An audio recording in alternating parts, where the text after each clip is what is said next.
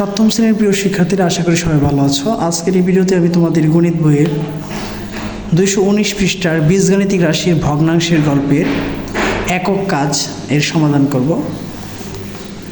তো চিত্র দেখতে পাচ্ছ যে বলছে প্রশ্নে 1 ও 2 এর জন্য যদি বৃত্তটির ক্ষেত্রফল x বর্গ একক হয়, তবে 1 নম্বরে বলছে নিম্নের মডেলটি থেকে ভগ্নাংশ বের করো এবং যোগ করো। অর্থাৎ এই বৃত্তটির ক্ষেত্রফল হচ্ছে x বর্গ একক এবং এই বৃত্তটির ক্ষেত্রফল হচ্ছে কি x বর্গ একক। আমরা কি করব, ভগ্নাংশ থেকে এখানে যোগ করব। তাহলে ভগ্নাংশ থেকে যদি আমরা যোগ করতে হয়, তাহলে আমি দুটো ভগ্নাংশ আমাকে আগে লিখতে হবে। তাহলে দুটো ভগ্নাংশ লেখার জন্য আমি আগে লিখতে পারি, এখানে বৃত্তের ক্ষেত্রফল হচ্ছে x বর্গ একক। আমি এখানে লিখবো আগে, প্রথমে লিখবো হচ্ছে 1 নম্বর দিয়ে যে এখানে বৃত্তের ক্ষেত্রফল x বর্গ একক। এখানে বৃত্তের ক্ষেত্রফল x বর্গ একক, x বর্গ একক। তাহলে এই যে প্রথম বৃত্তের গাঢ় অংশটা আমরা বের করব। লিখব হচ্ছে প্রথম বৃত্তে গাঢ় অংশ, প্রথম বৃত্তে, ঠিক আছে, গাঢ় অংশ। যেহেতু পুরো বৃত্তটার ক্ষেত্রফল হচ্ছে x বর্গ একক, এটাকে ভাগ করা হয়েছে 1 2 3 4 5 এবং এই 5 ভাগের মধ্যে হচ্ছে 5 ভাগের মধ্যে 3 ভাগ হচ্ছে কি আছে, গাঢ় অংশ আছে। তার মানে আমরা লিখতে পারি গাঢ় অংশ হচ্ছে x এর 5/3, অর্থাৎ আমরা এখানে লিখতে পারি সমান সমান দিয়ে 5/3x অথবা 3x/5। আর দ্বিতীয় বৃত্তে গাঢ় অংশ লিখতে পারি, দ্বিতীয় বৃত্তে গাঢ় অংশ সেম একইভাবে লিখবো x এর, এখন আমরা লক্ষ্য করি 1 2 3 4 5 6 7, ঠিক আছে, 8 9 10, তাহলে 10 ভাগে 3 অংশ, ঠিক আছে। আমরা লিখতে পারি 10/3। তো এটা যদি আমরা কাজ করে ফেলি তাহলে কি থাকে, 10/3x অংশ। এবার আমরা এটা কী করবো, ভগ্নাংশ দুটিকে যেহেতু প্লাস আছে আমরা যোগ করব। তাহলে আমরা লিখতে পারি সুতরাং, আমরা এখানে লিখে নিই, সুতরাং 5/3x প্লাস 10/3x বা 3x/10। আমরা এখানে লসাগু করতে পারি, 5 এবং 10-এর লসাগু করলে হবে হচ্ছে 10, 5 দুগুণে 10, ভাগফল হচ্ছে 2, 2 দ্বারা 3 এর গুণ করলে হচ্ছে 3 দুগুণে 6 6x প্লাস 10 কি 10 3x, ঠিক আছে। তাহলে 6x আর 3x যোগ করলে হচ্ছে 9x বাই হচ্ছে 10। এটা হচ্ছে প্রথম অঙ্কের একক কাজে প্রথম অঙ্কের উত্তর, ঠিক আছে। এবার যাব হচ্ছে দ্বিতীয় নম্বর অঙ্কে। দ্বিতীয় নম্বর অঙ্কে কী বলছে, এটাও কি সেম একই x বর্গ একক। এখন বলছে যে প্রথম বৃত্ত থেকে দ্বিতীয় বৃত্তটি বিয়োগ করো। তাহলে আবার 2 নম্বর দিয়ে আমাকে আগে বের করতে হবে, লিখতে হবে যে 2 নম্বরে যে বৃত্তের ক্ষেত্রফল হচ্ছে x বর্গ একক। তাহলে 2 নম্বর দিয়ে প্রথমে আমরা লিখব হচ্ছে বৃত্তের ক্ষেত্রফল, বৃত্তের ক্ষেত্রফল x বর্গ একক, ঠিক আছে। তাহলে লিখতে পারি প্রথম বৃত্তে গাঢ় অংশ 1 2 3 4 5 6 7 8, 8/3। তাহলে আমরা লিখব প্রথম বৃত্তে গাঢ় অংশ, লিখব প্রথম বৃত্তে গাঢ় অংশ, প্রথম বৃত্তে গাঢ় অংশ x এর 8/3। আমরা যদি x এর সাথে 3 গুণ করি তাহলে হবে হচ্ছে 3x/8। এবার লিখতে পারি দ্বিতীয় বৃত্তে, দ্বিতীয় বৃত্তে গাঢ় অংশ,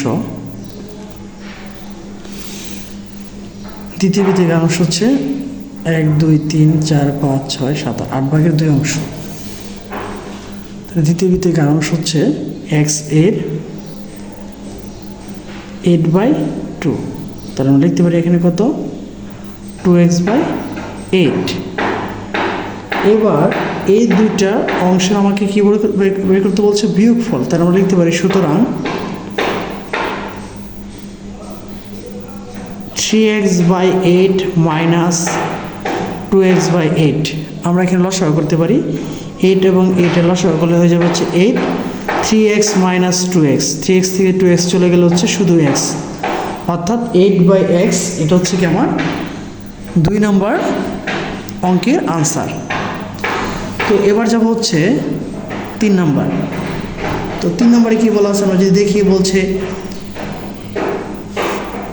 x দৈর্ঘ্যের একটি বেতের 3 ভাগের 1 অংশ লাল কস্টেপ দ্বারা মোড়ানো, 4 ভাগের 1 অংশ কালো কস্টেপ দ্বারা মোড়ানো এবং অবশিষ্ট অংশ সাদা কস্টেপ দ্বারা মোড়ানো হলো। সাদা কস্টেপ দ্বারা মোড়ানো বেতের পরিমাণ কতটুকু? তাহলে এখানে কিন্তু কোথাও বেতের দৈর্ঘ্যটা দেওয়া নয়, বলছে x দৈর্ঘ্যের বেত। তাহলে আমরা এখানে লিখতে পারি একটি বেতের দৈর্ঘ্য হচ্ছে x। আমরা এখানে লিখব হচ্ছে একটি বেতের দৈর্ঘ্য হচ্ছে x। 3 নম্বর দিয়ে লিখতে পারি একটি বেতের দৈর্ঘ্য x, একটি বেতের দৈর্ঘ্য x।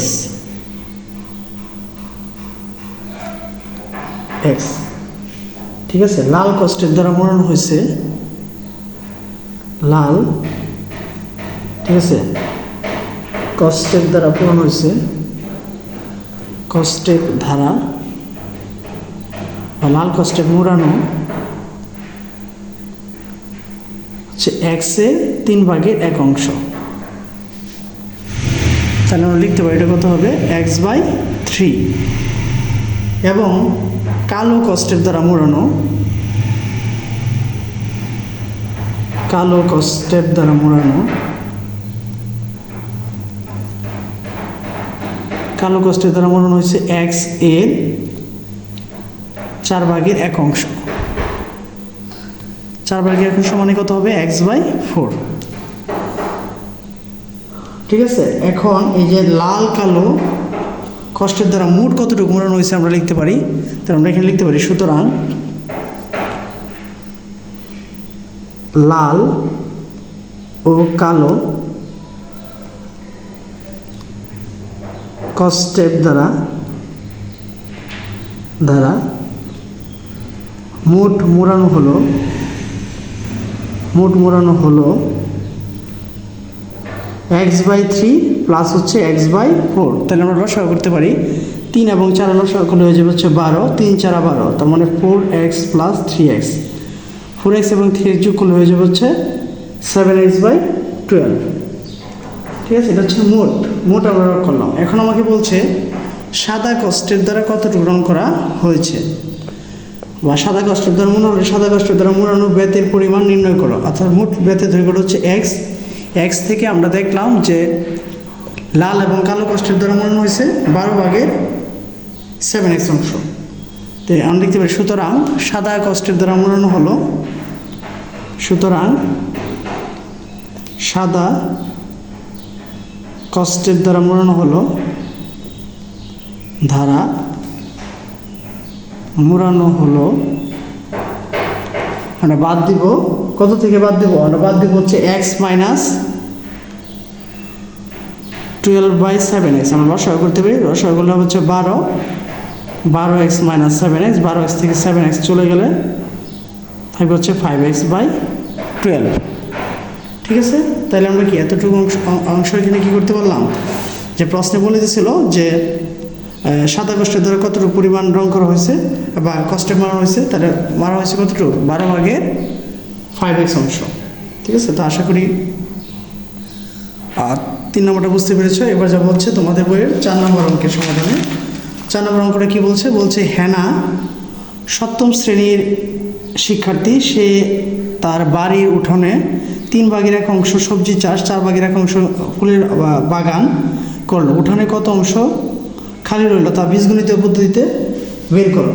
তাহলে প্রথমে আমরা লিখতে পারি যে মনে করি হেনার বাড়ির উঠোনের ক্ষেত্রফল হচ্ছে 1 একক, যেহেতু আমাকে বীজগণিতের মাধ্যমে প্রকাশ করতে বলছে, তাহলে আমরা লিখতে পারি যে হেনার বাড়ির উঠোনের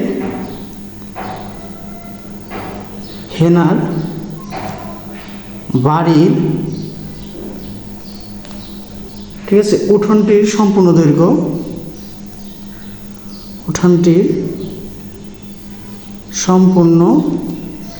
দৈর্ঘ্য আমরা ধরে নিলাম হচ্ছে x।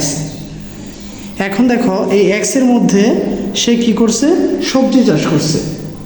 ঠিক আছে, তাহলে আমরা লিখব সবজি চাষ করলো x এর 3/1 লিখতে পারি সবজি চাষ করলো x এর 3/1, তার মানে কত হবে x/3। আর হচ্ছে ফুল চাষ করলো, তাহলে লিখতে পারি ফুল চাষ করলো x এর, ঠিক আছে, x এর 4/1 মানে x/4। তাহলে এই সবজি এবং ফুল মোট চাষ করলো, আমরা লিখতে পারি সবজি ও ফুল মোট চাষ করলো আমরা দুটো সমীকরণ একত্রে যোগ করে দেবো x/3 প্লাস হচ্ছে x/4। তাহলে লসাগু করি, লসাগু করলে হয়ে যাবে 3 × 4 = 12, 4x প্লাস 3x, তার মানে কত হয়ে গেল 7x/12। কতটুকু কী করলো সে, ফুল এবং সবজি চাষ করলো। তাহলে তার উঠোনের বাকি অংশ, তাহলে আমরা লিখতে পারি উঠোনের অংশ বাকি রইল, উঠানের অংশ বাকি রইল, আমরা মোট অংশ ধরছিলাম হচ্ছে x থেকে বাদ দিয়ে দিব হচ্ছে 7x/12। তাহলে আমরা লসাগু করতে পারি আবার 12 ধরে x গুণ করলে হচ্ছে 12x মাইনাস হচ্ছে 7x, 12x থেকে 7x চলে গেল হচ্ছে 5x/12। ঠিক আছে, তাহলে তার উঠোনের বাকি অংশ রয়ে গেল কত, 5x/12। তো এই ছিল হচ্ছে তোমাদের বইয়ের 219 পৃষ্ঠার একক কাজের সমাধান। আশা করি ভিডিওটা ভালো লেগেছে। ভিডিওটি যদি ভালো লেগে থাকে তাহলে অবশ্যই চ্যানেলটাকে সাবস্ক্রাইব করবে। ধন্যবাদ সবাইকে এতক্ষণ ভিডিওটা মনোযোগ দিয়ে দেখার জন্য।